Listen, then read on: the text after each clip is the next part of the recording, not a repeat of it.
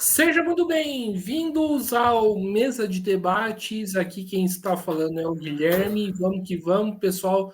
Dá continuidade aqui na nossa programação, debatendo, conversando aí sobre várias questões e, obviamente, né, entrando aqui na pauta eleitoral, na pauta aí das eleições municipais de 2024, conversando aí com os diversos candidatos aí de várias cidades. E no dia de hoje eu estou aqui com o João Campinho, ele que é pré-candidato aí pelo PSOL em Jacareí, cidade aqui vizinha de São José dos Campos, e vamos conversar aí sobre várias questões, vários temas aí que precisam ser debatidos, seja né, no, né, questões municipais referentes a Jacareí, mas também né, questões mais nacionais, né, questões mais estratégicas. E então, João,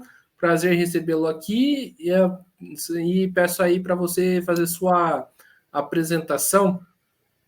Beleza, bom dia aí, Guilherme, pessoal. Queria agradecer também o convite, né? Eu sou professor de sociologia, sou daqui de Jacareí mesmo, eu sou professor do Instituto Federal São Paulo, né, no campus Jacareí, e sou presidente do PSOL aqui em Jacareí, né? A gente tem passado por um processo de, de alguma forma de mudanças dentro do partido, né? E nessas eleições aqui o pessoal decidiu que nós vamos coligar com o PT, né? E juntos vamos atuar nessas eleições municipais para enfrentar fundamentalmente a extrema-direita, o bolsonarismo, que se apresenta como a principal ameaça mundial, né? Que é esse neofascismo que se coloca aí no país todo, né? E no mundo de forma geral. Então é um pouco isso. Eu sou militante do PSOL, sou militante da Resistência também, que é uma organização dentro do PSOL, e estamos com essa missão de construir uma chapa de vereadores aqui em Jacareí que possa renovar e transformar a Câmara Municipal, que assim como diversas cidades, cumpre um papel muitas vezes coadjuvante mesmo na política municipal, sem fiscalizar, sem apresentar propostas efetivas para a cidade e muitas vezes se submeteram ao prefeito de plantão, né? Então é um pouco esses objetivos gerais aí. Certo, ô, João, então vamos aí para as perguntas, né? É, E a primeira pergunta que eu faço, né, você citou aí de uma aliança, né, com o PT, né, pessoal. Por que dessa aliança, né? Por que que novamente o pessoal, né, assim como em 2022, o pessoal faz essa aliança com o PT? Então, assim, em Jacareí, no fundo, assim como vários outros lugares, né, e muito parecido com São José, inclusive, né, o bolsonarismo ele se apresenta em diferentes candidaturas, né? Ele se apresenta aqui em Jacareí na candidatura do que seria, né, através do prefeito Isaías Santana, que é do PSDB, e que o candidato dele, que é o Celso Florencio, foi para o PL para de alguma forma se aproximar, né, do bolsonarismo aí no PL, e você tem, por um outro lado, uma candidatura do PSD, que é do Rodrigo Salomão, que se candidata também como um representante do bolsonarismo, né? Aqui em Jacareí, né, nós estamos uma cidade diferentemente de São José, nós não temos segundo turno, então tudo se resolve no primeiro turno de forma com que 1.000 votos, 2.000 votos possam resolver a eleição municipal, né? Então, de alguma forma, para nós, nesse cenário, não estar unificado com setores da esquerda, com setores democráticos, progressistas, para derrotar essa ameaça, que na nossa visão é uma ameaça maior, seria uma irresponsabilidade, né? Então, de alguma forma, o que motiva essa unidade, né, com o PT é, sem dúvida nenhuma, a clareza de que o principal inimigo político do atual momento é o bolsonarismo, a extrema-direita, né? Então, nesse sentido, aqui em Jacareí, numa cidade sem segundo turno, em que o bolsonarismo se apresenta na forma de duas candidaturas, né, uma na suposta oposição à prefeitura, outra direto da prefeitura, faz com que a gente seja necessário se unificar, e aí, no caso, a candidatura do Hamilton, que já foi prefeito de Jacareí 2 vezes, que é o candidato do PT, que tem feito uma campanha, né, uma pré-campanha intensa de debates na cidade, e apresentado propostas que, na nossa visão, são propostas positivas e que, de alguma forma, podem representar esse grupo amplo de esquerda, progressista e democrático na cidade. Então, é um pouco isso. Ô, João, eu abri essa pergunta porque eu quero compartilhar uma crise aqui que eu tenho com você. Essa postura, né, eleitoral, né, que o pessoal tem tendo, tá dando certo em combater a extrema-direita? Porque, assim, hoje, né, eu vejo aí uma opinião, uma análise minha que eu tenho hoje, eu vejo uma extrema-direita fortalecida passando aí pautas reacionárias, né, pautas assim, né, como a própria, né, PL, né, que a gente está discutindo, mas também escola cívico-militar e tudo mais. Tá dando certo essa postura? Porque, para mim, não tá. O combate contra a extrema-direita não está surtindo efeito. Tinha que fazer igual o pessoal da Argentina, que pararam o país 2 vezes aí contra o Milei. Olha, eu acho que assim é uma batalha, né? Essa batalha que a gente vai viver aí nos próximos anos, talvez seja uma batalha de uma geração que ela exige espaços de luta muito diferentes e amplos, né? Sem dúvida nenhuma, não é só o espaço eleitoral, né? Você tem a questão das comunicações, você tem o espaço das ruas mesmo, das mobilizações, né? Das manifestações, né? Mas eu acho que assim o espaço das urnas e da disputa do poder político, mais exatamente, né, dos governos, ele não pode ser negligenciado, né?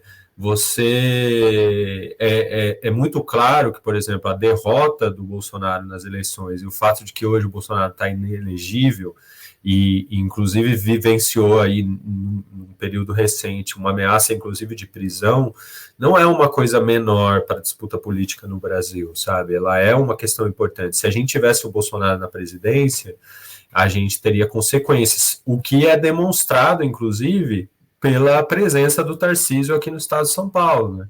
Então, essa questão das escolas cívicos militares, né, agora tem a proposta da privatização das gestões das escolas, é algo que se não fosse o Tarcísio, dificilmente ia ser implementado, né? Então, você tem, na política nacional, você tem, o próprio PL é uma demonstração, né? O PL 1904, que quer, de alguma maneira, impedir o aborto em casos de estupro, né? A reação que houve, ela de alguma forma já está, de alguma maneira, colocando obstáculos para o avanço dessa pauta reacionária, né?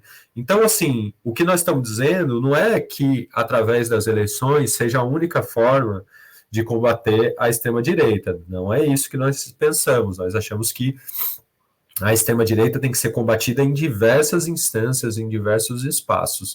Mas nas eleições tem um momento importante desse combate também, né? O que se demonstra com a importância da vitória do governo Lula nas eleições, e também se demonstra pelo retrocesso que foi os lugares onde o bolsonarismo conseguiu se eleger, como é o estado de São Paulo. No caso de Jacareí, aí assim, Guilherme, eu acho que é necessário pensar claramente quais são as políticas que se implementariam na cidade a partir da vitória da extrema-direita, sabe? E isso é muito claro. Nós temos aqui, ao contrário de São José, nós temos uma empresa autônoma de água, que é o SAI, né? Um SAI municipal, uma empresa municipal, né? Uma autarquia municipal responsável pela gestão do saneamento aqui em Jacareí. Com a privatização da Sabesp, né? E o avanço dessa privatização, é muito claro que a empresa que ganhar a privatização da Sabesp vai ter interesse em privatizar o SAI em diversos municípios no estado de São Paulo, onde há empresas autônomas de saneamento, né, como é o caso de Jacareí. E aqui teria um ponto de apoio enorme com a eleição, seja do PSD, Rodrigo Salomão, seja Celso Florencio, a questão das escolas cívicos militares seriam implementadas aqui na cidade, a militarização da Guarda Civil Municipal, a sua intensificação e, com isso, a repressão das periferias. É disso que nós estamos falando, de um conjunto de políticas que seriam e que podem ser implementadas caso esses grupos vençam as eleições municipais aqui na cidade. Nós achamos que isso é um risco que os danos são, assim, com muita dificuldade nós vamos reparar ao longo do tempo, né? Então é isso, não é dizer que é o único lugar de combate, que é as eleições, mas dizer que as eleições também são importantes para o combate à extrema-direita. Para a gente fechar essa primeira parte daqui na entrevista e avançar aqui na nossa conversa, você acredita que hoje a esquerda está indo para as ruas, né, de forma efetiva contra a extrema-direita? Porque tudo bem, tem as manifestações das mulheres que teve, né, domingo na Paulista, que foi, né, bastante importante, mas, por exemplo, né, uma coisa que me incomoda bastante é que o Tarcísio já anunciou, né, o leilão, né, de privatização da Sabesp e não está tendo nenhuma mobilização de fato contra isso, né?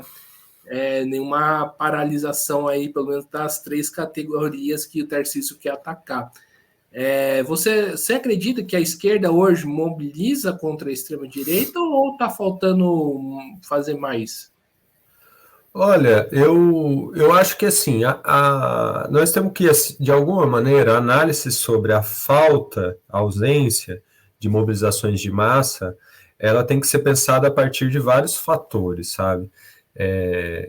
Alguns deles são fatores que têm a ver com a posição das direções políticas, né? E eu acho que nesse caso merece uma crítica, algumas posições do próprio governo que não quer fazer uma batalha de mobilização de rua em torno de algumas questões, né? E o exemplo mais evidente foi durante o processo contra o Bolsonaro. O governo recuou em vários aspectos no sentido, né, se recusou, por exemplo, até a fazer o marco da data do golpe militar, né, por um certo receio e tudo mais. Eu acho que isso é parte da análise da gente entender por que não tem mobilização, né, e aí você teve aquele 1º de maio esvaziado e problemático, né, mas, ao mesmo tempo, tem outros fatores subjetivos, né? Você tem o desgaste da esquerda, de forma geral, no último período com o governo Bolsonaro, você tem o desgaste das pessoas, né, ligadas aos movimentos sociais, você tem a crise econômica, que de alguma forma vem do governo anterior e que permanece, que também traz dificuldades de mobilização. Então, você tem vários fatores que levam a isso, né? Eu acho que a gente tem que buscar superar esses fatores e construir mobilizações de massa no Brasil. Isso é fundamental para combater a extrema-direita, não tenho a menor dúvida. Eu acredito que, ao mesmo tempo, esse levante das mulheres é um bom sinal nesse sentido, né? E eu acredito também que nós tivemos algumas mobilizações que mostram a dificuldade do momento, né? Eu sou servidor do Instituto Federal, a gente estava em greve agora, voltamos essa semana, né, ao trabalho, ficamos 2 meses em greve, tivemos alguns avanços, não é verdade que não houve nenhum tipo de avanço, e foi uma greve massiva, tá? Foi uma das maiores greves das universidades e institutos federais desde 2012, nós estamos falando de uma década, 12 anos, né? Então não é pouca coisa, foi um respiro também da luta dos professores, dos servidores das universidades federais. E eu acho que a gente tem que valorizar outras lutas também, né? Você vê a luta pela reforma do ensino médio, né? Que ela vem desde o governo Bolsonaro, quando foi aprovado, né, e até agora, o início dos governos Lula, com uma intensidade significativa e com avanços da luta da juventude no sentido de conseguir mudanças efetivas no novo ensino médio, que é um ensino médio, é uma reforma do ensino médio que destrói o acesso a esse momento, esse lugar na educação pública que é o ensino médio na educação brasileira. Então, eu acho que nós temos várias dificuldades que explicam a questão da falta de mobilização. Em parte tem a ver com responsabilidades, né? Mas em parte tem a ver com dificuldades subjetivas e materiais também de mobilização que a gente precisa enfrentar agora no próximo período. Eu analiso um pouco dessa forma, sabe? Certo. É só uma questão. Você, por exemplo, cita aí desgaste, né, do setor de esquerda, né? É uma coisa acho que eu fiquei, né, querendo conversar aqui depois que você falou, né, no governo Bolsonaro. Mas, por exemplo, no Milei, né, que é um governo de extrema direita que ataca os setores de esquerda também, assim como o governo Bolsonaro, né? Por que esse desgaste da esquerda não está acontecendo, né? Porque a esquerda, né, apesar, né, da derrota, a esquerda sai fortalecida, principalmente o setor da esquerda independente, que é da Frente de Esquerda e dos Trabalhadores da FIT. Olha, eu tenho as minhas dúvidas se a esquerda argentina sai fortalecida com esses processos, sabe? Tenho bastante dúvidas. E assim, o governo Milei, eu acho que é difícil ficar fazendo comparação, sabe, Guilherme? Por mais que tenham bastante semelhanças, assim. Eles estão num processo em curso, né? O nosso processo aqui, ele foi um processo assim, primeiro, do ponto de vista da política liberal, o Milei, ele se apresenta de maneira muito mais profunda do que o Bolsonaro se apresentou ou do que o Bolsonaro conseguiu implementar, né? Então, eu acredito que tenham diferenças significativas. Agora, quando eu falo do desgaste, né, para falar do Brasil mesmo, eu não tenho dúvida de que esses 4 anos e o próprio processo eleitoral no Brasil, ele gerou um desgaste dos setores da vanguarda da esquerda, né, em vários sentidos, né? Você tem o desgaste material por conta da crise econômica, é mais difícil mobilizar as pessoas quando elas passam necessidades materiais, né? Isso é tem gente que acha na esquerda que quanto pior, mais se mobiliza. E o que a história mostra é que não é bem isso, né? Que, por exemplo, os momentos de maior greves no Brasil normalmente são momentos de aumento do emprego, né? Você aumenta o emprego e aí se aumenta a mobilização. Por exemplo, né, você olha os dados do Diese, né, o Diese faz os levantamentos das greves, né, coisa que ninguém fala, mas 2012 e 2013, que depois de 2013 teve o auge das mobilizações, foram momentos de avanço do movimento grevista no Brasil intensamente. E isso estava diretamente relacionado ao aumento do emprego, né? Você pode, não sei se você se lembra, acredito que sim, né? Mas você teve a greve dos garis no Rio de Janeiro, você teve a greve dos trabalhadores da construção civil nas diversas construções que ocorreram, você tinha setores que não se mobilizavam, que não faziam grandes greves, que passam a fazer.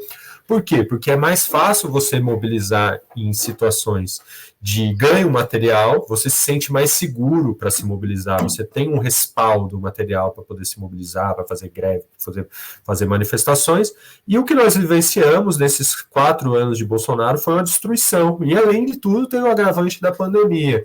Isso gera um desgaste, né? Algumas pessoas falam, por exemplo, para tentar deixar mais claro, mas no Instituto Federal, falam assim, mas que vergonha, passou 4 anos de Bolsonaro, vocês não fizeram greve, agora a greve no governo Lula, né?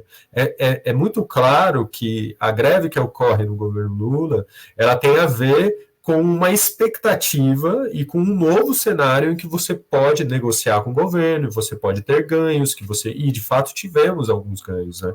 Não foi o ideal, mas tivemos alguns avanços, seja do ponto de vista orçamentário, seja do ponto de vista salarial. Então você estabelece um novo quadro, que é um quadro, olha, agora dá para a gente fazer luta porque existe um espaço minimamente negociável para isso, né? Então, quando eu digo que há um desgaste, é levar em conta que existem fatores externos, tanto do ponto de vista subjetivo, do sentido, olha, da vontade de lutar, quanto do aspecto concreto mesmo, a situação das pessoas para fazerem lutas, né? É um pouco essa a visão que eu tenho, assim, sobre esse desgaste. Eu acho que ocorreu até o processo eleitoral, um conjunto de desgastes dos setores da esquerda, no sentido de mobilizações e tudo mais, que isso eu acredito que afete a situação atual de uma certa dificuldade de mobilizar. Não estou dizendo que não hajam outros fatores, eu acredito que hajam outros fatores, inclusive de falta de interesse em mobilização por parte de determinadas lideranças da esquerda, inclusive do governo, mas eu não acho que isso seja o único fator, né?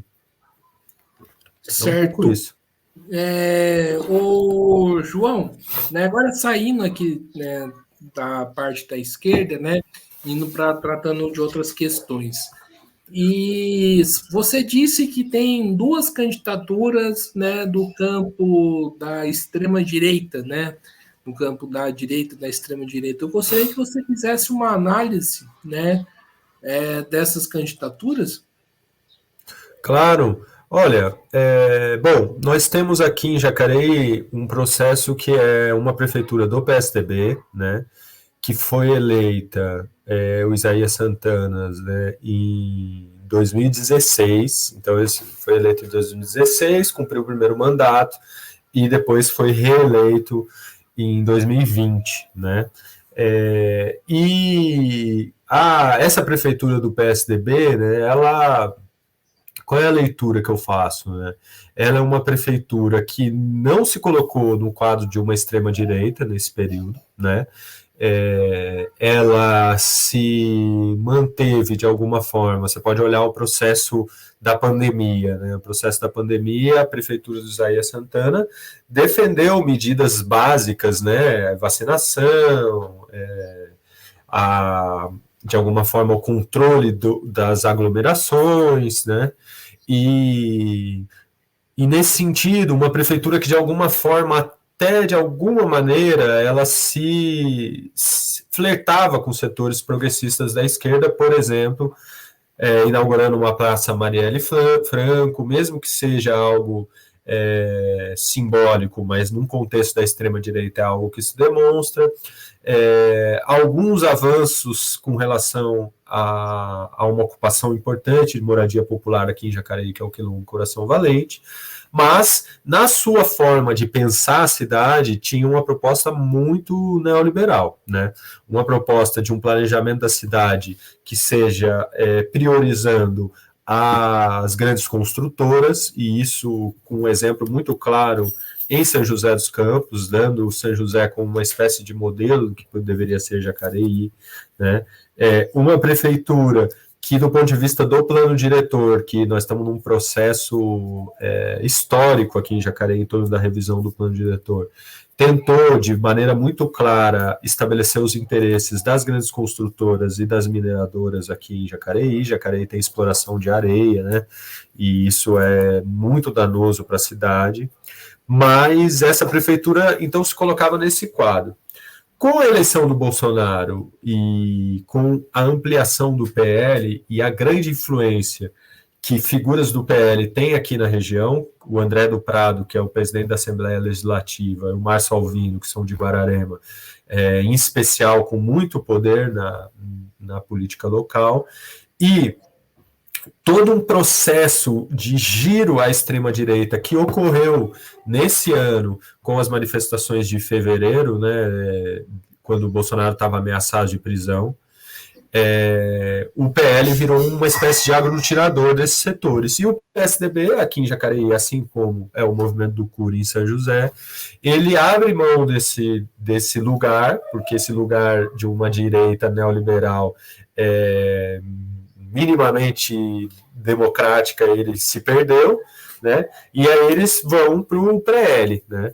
Eles vão para o PL através de uma figura que é o secretário de Planejamento, que é o Celso Florencio. O Celso Florencio, ele foi uma figura fundamental em pensar um conjunto de obras que favorecem os automóveis e as grandes construtoras na cidade, que são obras que foram feitas através de um empréstimo, 60 milhões de dólares, com o banco latino-americano, que é o CAF.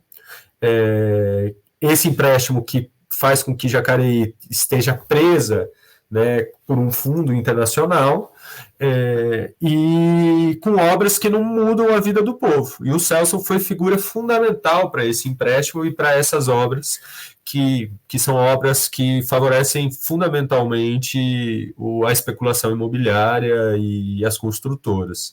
E esse é o candidato do PL agora, não mais PSDB, então ele sai do PSDB nesse processo de bolsonarização e vai para o PL num suicídio do PSDB em Jacareí.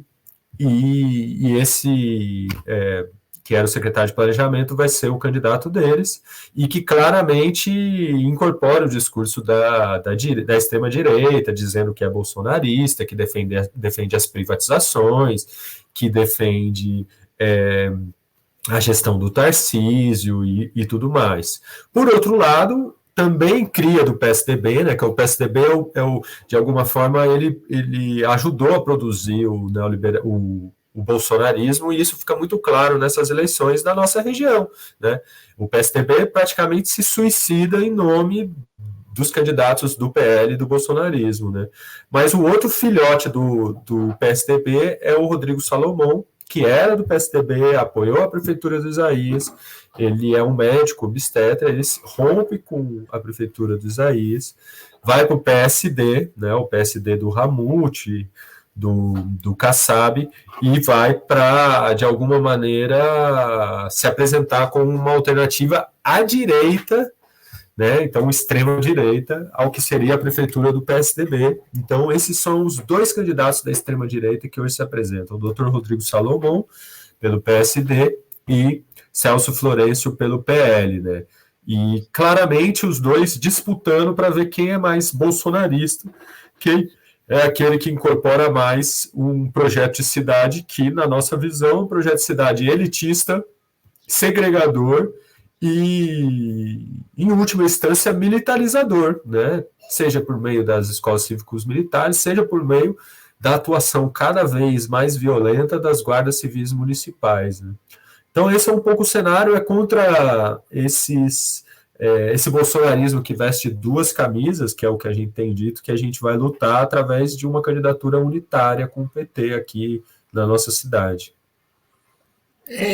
João, você apresentou aí um cenário, né, bem parecido com o que está ocorrendo aqui em São José até o presente momento, né? Dá para falar que existe uma crise entre o setor do Bolsonaro, né, mais ligado ao PL, com o setor que é mais ligado ao Tarcísio? Eu não acho. A tendência é que, talvez ainda antes das eleições municipais, mas a leitura que eu faço é que a tendência é que esses setores vão se agrupar e que o Tarcísio vai para o PL. Essa é a minha leitura até o momento, sabe? De que existe uma aproximação desses setores. Talvez essa aproximação ela vai se dar só após as eleições municipais. No fim das contas, tem uma disputa em jogo, mas a tendência é que haja uma espécie de atração desses grupos em torno da figura do Bolsonaro, né? Essa é a leitura que eu tenho, pelo menos da movimentação que tem se dado até agora, né? Você vê a própria movimentação aqui esse grupo, né? Márcio Alvino, André do Prado que cumpre um papel fundamental na Assembleia Legislativa para implementar um conjunto de políticas do Tarcísio, privatização da Sabesp, privatização do metrô, escolas cívicos militares, então um conjunto de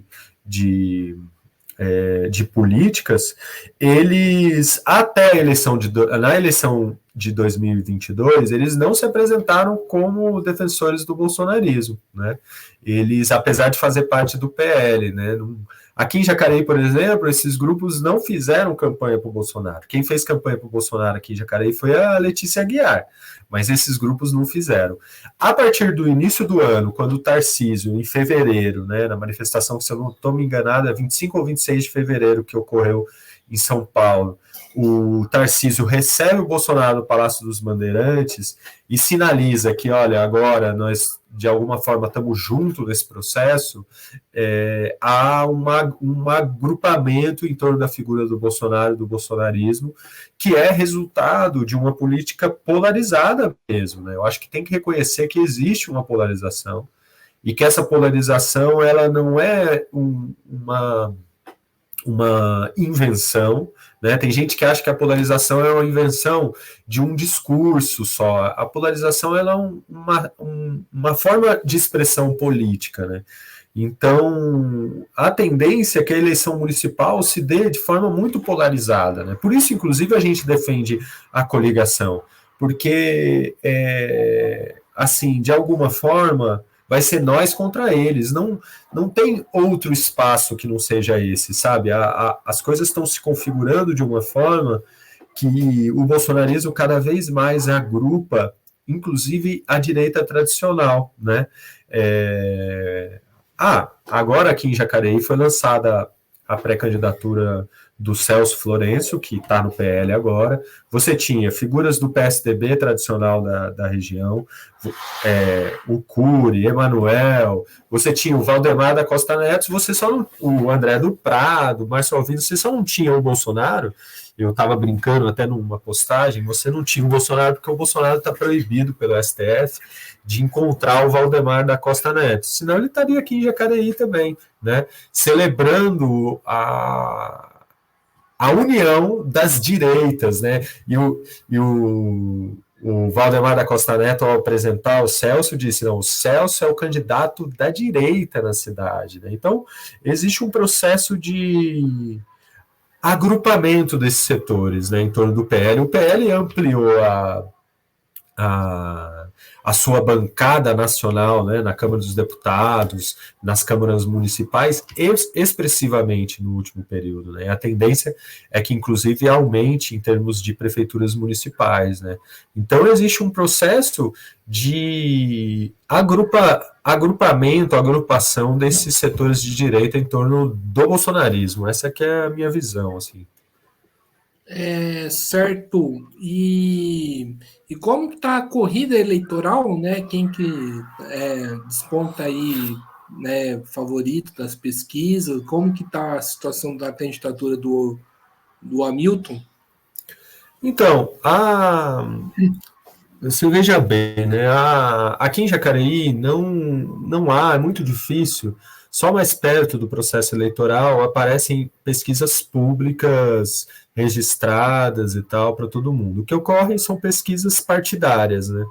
E nas pesquisas partidárias, elas, no fundo, buscam desenhar cenários e, de alguma forma, localizar movimentações que favoreçam a tática eleitoral daquele partido que encomenda a pesquisa, né? Porque você paga a pesquisa, de alguma forma, para ajudar com que você trace planos para o processo eleitoral, né? Então é muito difícil você traçar um cenário mais claro, né? Mas o que eu observo na cidade, assim, de forma geral, é que, e aí vários companheiros conversando, de alguma forma tem um pouco essa leitura também, né?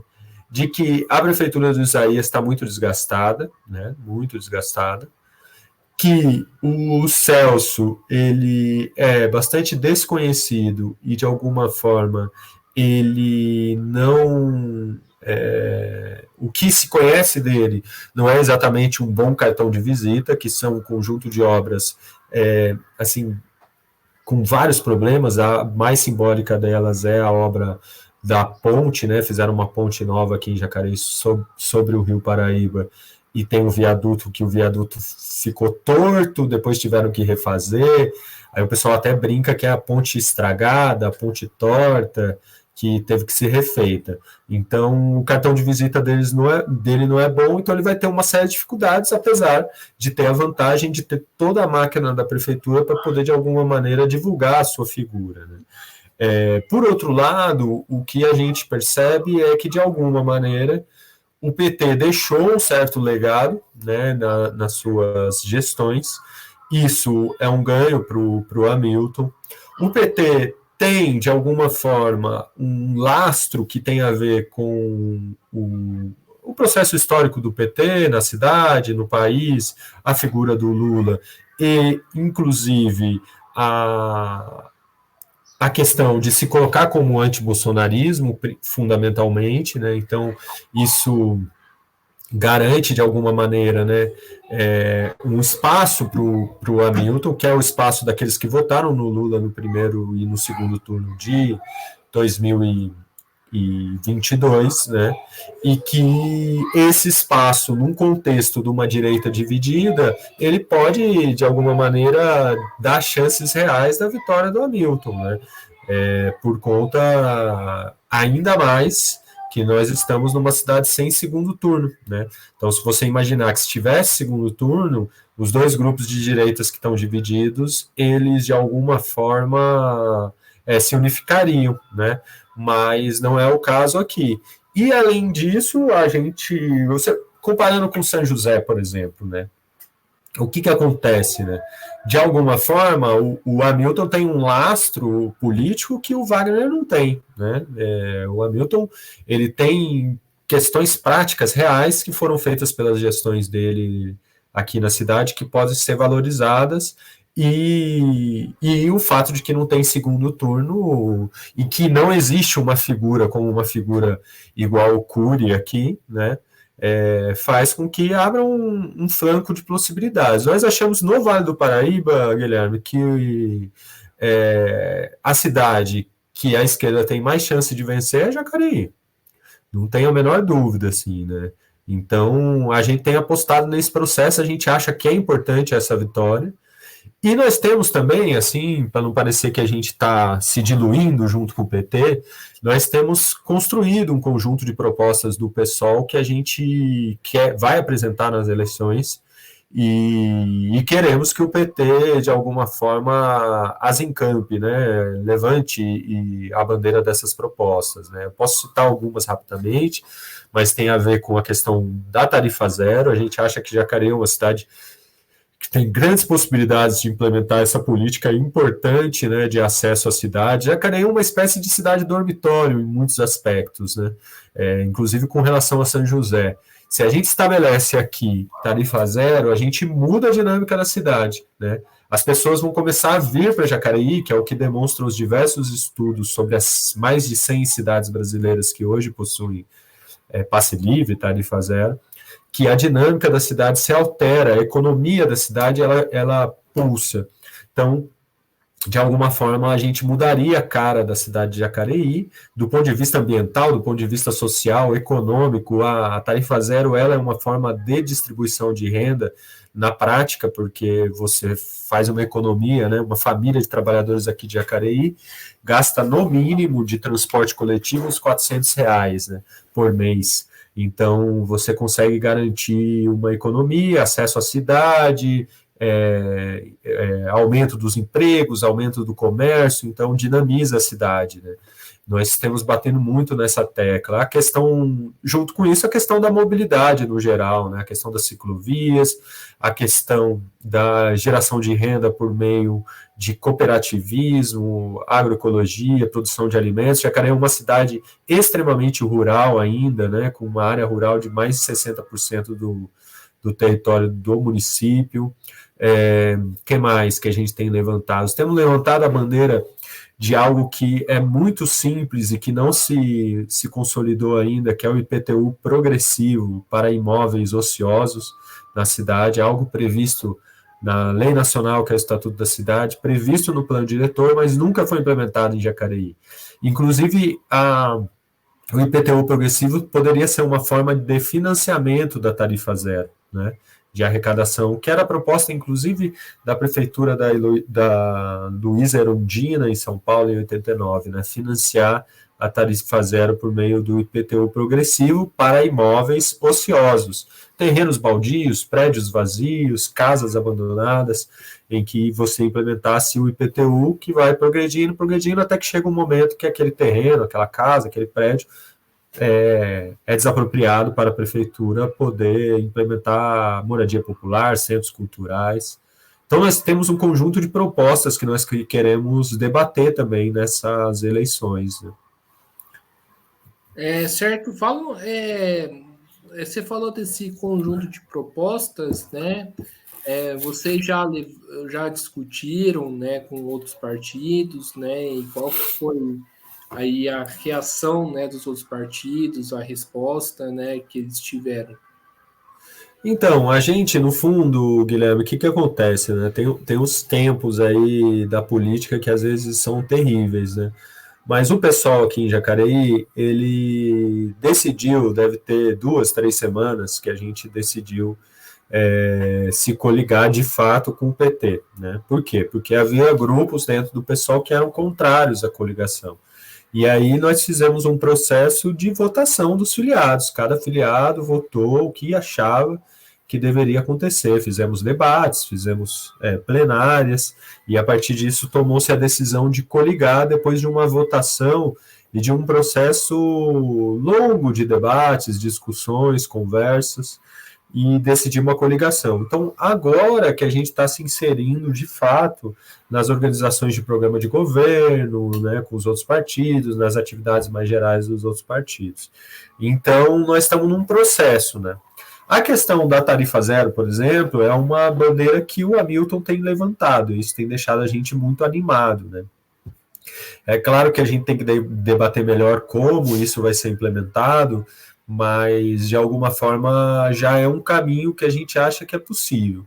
Outras propostas a gente tem levantado mais no âmbito das pré-candidaturas a vereador, eu sou pré-candidato a vereador também, né?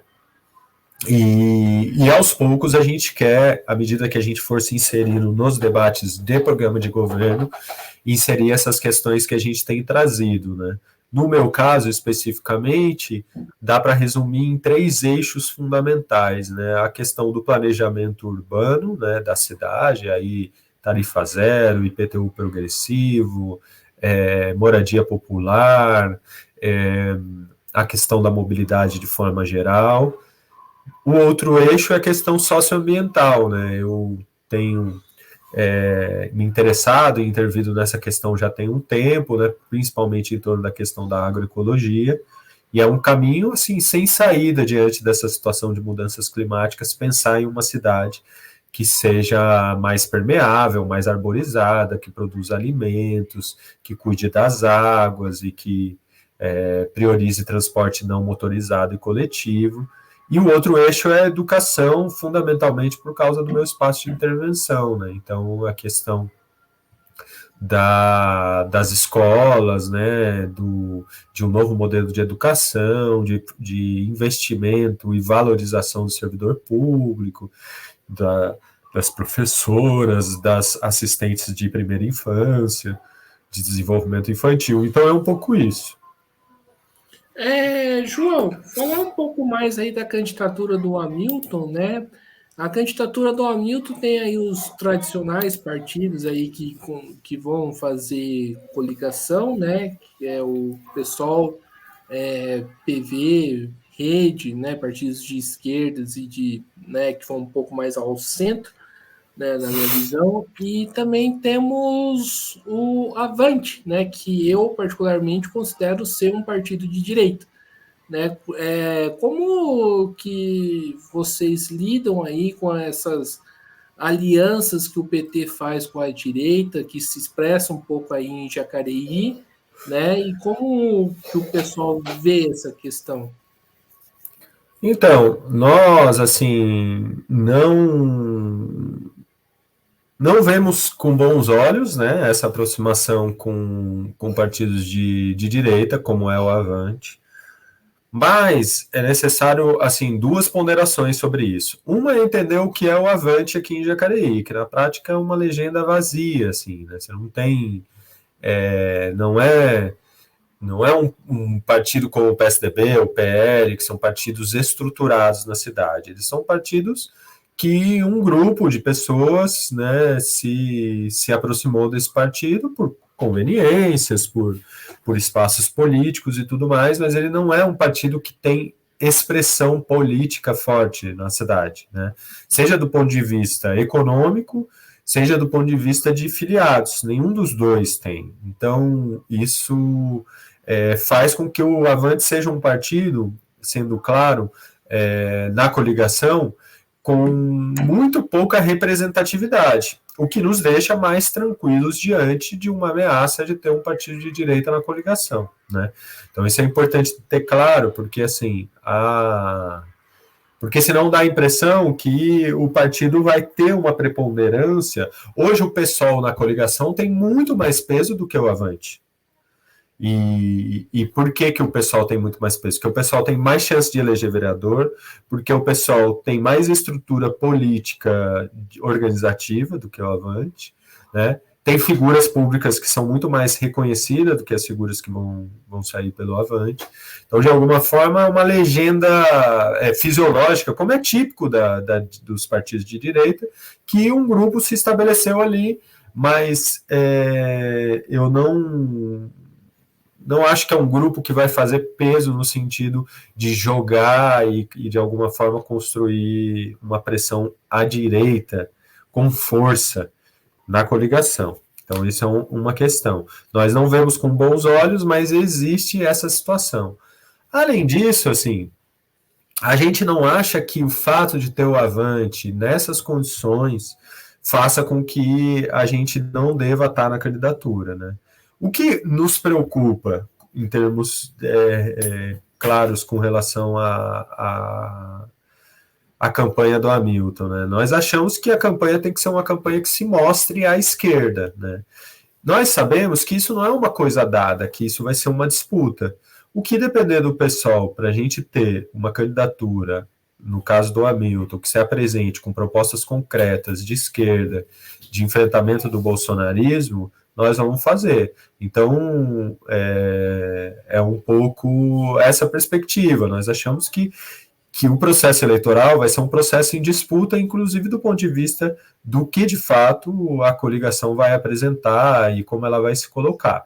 A presença do Avante não é algo positivo na nossa visão, mas não é algo que ingesse claramente essa campanha, candidatura e, quem sabe, um futuro mandato à direita, por conta da inexpressividade do Avante na cidade e de suas figuras, num certo sentido, sabe?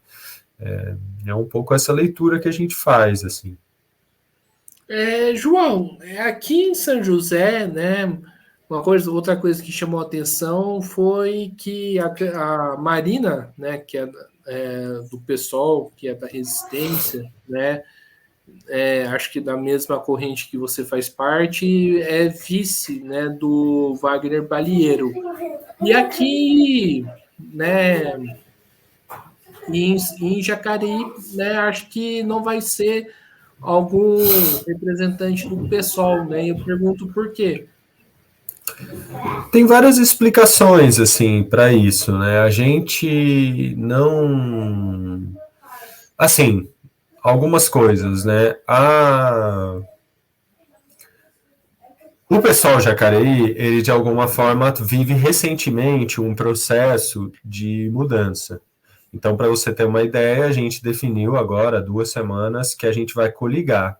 Isso já coloca a gente numa situação de desigualdade com relação a São José, do ponto de vista do peso que o pessoal tem na coligação, na cidade, né? Nós agora, nesse processo eleitoral, nós vamos, talvez, pela primeira vez, ou eleger alguém ou chegar muito próximo de eleger alguém aqui em Jacareí. Em São José, isso aconteceu há 4 anos atrás. Isso não é uma diferença qualquer, né? O peso que que o pessoal tem na esquerda em São José, ele é resultado de um trabalho e resultado de um conjunto de questões que ocorreram nas últimas eleições, inclusive a quase eleição da Jéssica, na última eleição, e se tudo der certo, a própria eleição da Jéssica. A Jéssica hoje é uma das principais figuras de esquerda na cidade de São José dos Campos. Em Jacareí, o pessoal não tem esse mesmo peso, né, ainda, não tem esse mesmo peso ainda, por uma série de processos que se deram mais tardiamente aqui no interior do partido. Acho que isso é uma questão importante que explica essa diferença na relação com o PT, né?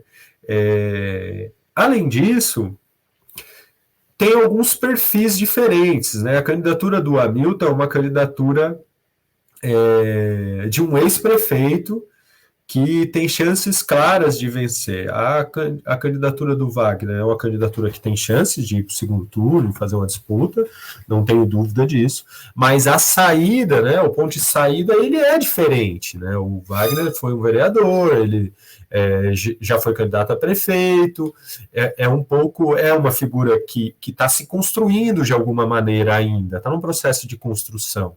Nós temos aqui uma figura que já se construiu, foi prefeito 2 vezes, né? É diferente se tivesse alguém, né, nessa mesma situação em São José, você coloca numa situação diferente a disputa. Então, são vários elementos que fazem com que o pessoal na coligação hoje aqui em Jacareí não esteja no mesmo lugar que o pessoal está na coligação em São José, que é no lugar da Marina como vice, né? Essas diferenças passam pela expressividade do pessoal na cidade, mas também pela própria característica das candidaturas, né, das candidaturas do PT em Jacareí e em São José, que eu acho que são diferentes, elas têm perfis diferentes, num certo sentido, né? É um pouco isso. João, agora para finalizar, para ver as criançadas aqui, né, entrando aí e saindo, mas está tudo bem. João, continuando aqui a parte final da nossa entrevista, queria te perguntar sobre questões relacionadas ao plano diretor, né? Aqui tem uma. Pode dar um oi para aqui da câmera? Dá um oi para a câmera lá, dá um tchauzinho lá. Eu já estou terminando. Estou com vergonha, dá. Ei! E perguntar um pouco aí sobre a questão do plano diretor, né? Sobre, né, que você falou da importância de discutir o plano diretor. E eu gostaria que você falasse um pouco mais sobre isso, né? E como que a prefeitura do Isaías está lidando com essa discussão e o que vocês propõem? Então, veja só, um minutinho, vamos para lá, depois eu vou lá com vocês. Papai, pode pegar o doce. Depois eu vou lá. Olha, aqui o que acontece? É uma situação assim que exige um tempo também de explicação, mas de forma resumida, né?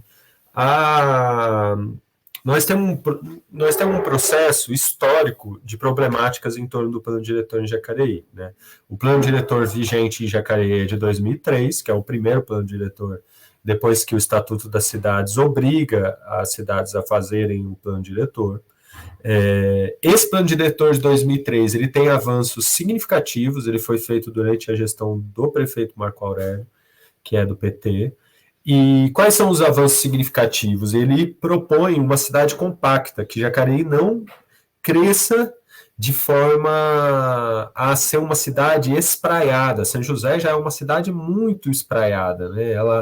Você tem locomoções muito distantes, né? Isso gera segregação social, né? Então você tem periferias que ficam afastadas do centro, você tem bairros de elite muito bem estruturados e bairros periféricos longe disso, sem asfalto, sem luz, sem água, em que a pessoa quase não consegue acessar muitas vezes os lugares centrais da cidade, né? Para lazer, para cultura, para tudo mais, né?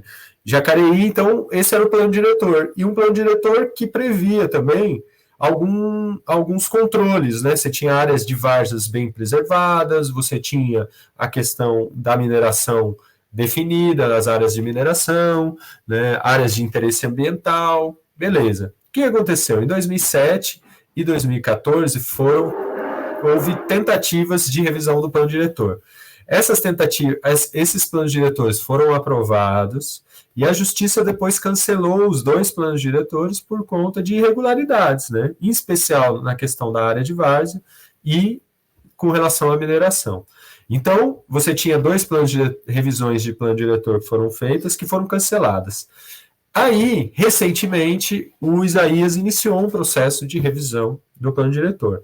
Só que o processo foi um processo que começa com muitos problemas já, né? Eles tentaram fazer a revisão do plano diretor no meio do segundo turno das eleições de 2018, né?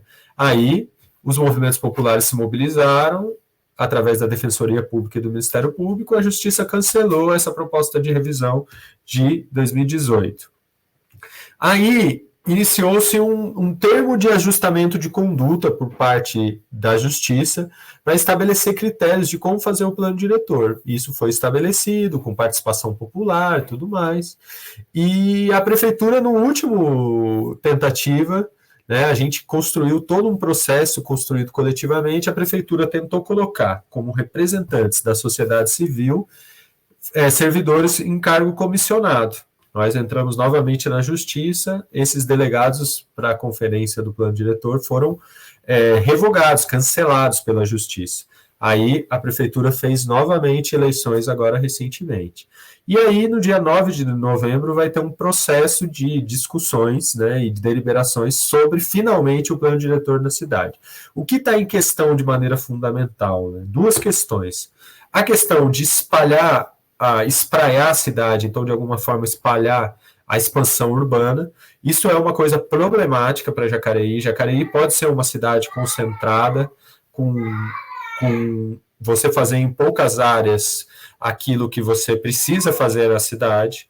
Só que a proposta é construir um condomínio cidade que se chama Arboville. Se você passar pela Dutra, você já vai ver, depois da Unip, umas torres gigantes que ficam ao lado direito. Ali a ideia é fazer praticamente uma nova cidade murada, que é o Arboville, com mais de 100 mil pessoas, é a proposta. Nós achamos que isso traz vários riscos para a cidade, de segregação, de gastos públicos em torno de um empreendimento que é empreendimento privado, danos ambientais e tudo mais. E a outra questão é a questão da mineração, né, que a proposta é ampliar as áreas de mineração de areia na cidade, o que tem um monte de danos ambientais, inclusive irreversíveis, né, principalmente relacionados aos nossos recursos hídricos, né, o Rio Paraíba em especial. Fora isso, nós vamos nos organizar e queremos usar o processo eleitoral para fazer esse debate, várias propostas que a gente possa apresentar na revisão do plano diretor, né? Então, controle da expansão urbana, controle da mineração de areia, IPTU progressivo, finalmente estabeleceu, o plano diretor pode regulamentar isso. A questão da tarifa zero já pode se indicar de alguma maneira no plano diretor também. A questão da agroecologia, né, como uma questão fundamental para a cidade, também como um elemento presente no plano diretor. Moradias populares em áreas próximas à infraestrutura é algo que a gente tem defendido também. Então, são vários elementos que fazem parte de um grupo amplo de movimentos populares que tem se organizado em torno dessa questão do plano diretor. Nós vamos continuar esse debate agora no processo eleitoral, que vai culminar depois, no dia 9 de novembro, com a Conferência das Cidades, que vai definir o novo plano diretor de Jacareí. Então, acho que, né, é isso aí, pessoal. Estamos encerrando aqui mais uma entrevista do Mesa de Debates. Quero aqui agradecer a participação, né, do João, né? Gostei aqui de fazer o nosso papo, né? Os debates que a gente, né, fez, acho que é de extrema importância, né? Inclusive algumas divergências, diferenças, mas mas é sempre bom, né, trazer aí diferentes visões do campo da esquerda. né? Então agradecer, né, o João, né, a criançada aí do João tá chamando ele, e passo a bola aí para ele fazer suas considerações finais. Tá legal, muito obrigado aí, Guilherme. Mesa de debates, pessoal. Uma oportunidade para a gente colocar uma série de questões com relação ao Jacareí. Nós estamos entrando, né, em vias aí de entrar no processo eleitoral. Nós vamos ter uma campanha muito difícil. Nós queremos debater uma cidade mais ecológica, mais justa, menos desigual, uma cidade pensada para o povo pobre, para o povo que mais precisa. É isso que a gente vai defender nesse processo e, fundamentalmente, derrotar nas ruas, nas urnas, a extrema-direita que se espalha aí pelo país. Então, maravilha. Então, mais uma vez aqui agradecendo ao João, também agradecendo a você que estiver nos assistindo. E peço aí que se inscreva no canal Podcast Mesa de Debates de Tudo Um Pouco e acompanhe o nosso trabalho. Curta, compartilhe, comente as nossas entrevistas, matérias, programas aí que nós produzimos, e nós estamos aí nas redes sociais, no Facebook, TikTok, Instagram e também no Quai ou no Kawaii. E para a gente finalizar aqui, né, de vez, né, lembrar aqui do nosso Pix 385-007-02800 CPF. Nós somos uma mídia independente, não recebemos aí dinheiro nem do Estado, nem do capital privado, e nem queremos, por isso que a gente traz aqui os nossos debates, né, as nossas conversas aqui com os setores da esquerda, né, dos movimentos sociais. E toda contribuição aí, seja de qualquer quantia, será sempre bem-vinda. Então, tá aí o nosso Pix. A programação aqui continua. Um forte abraço e fui!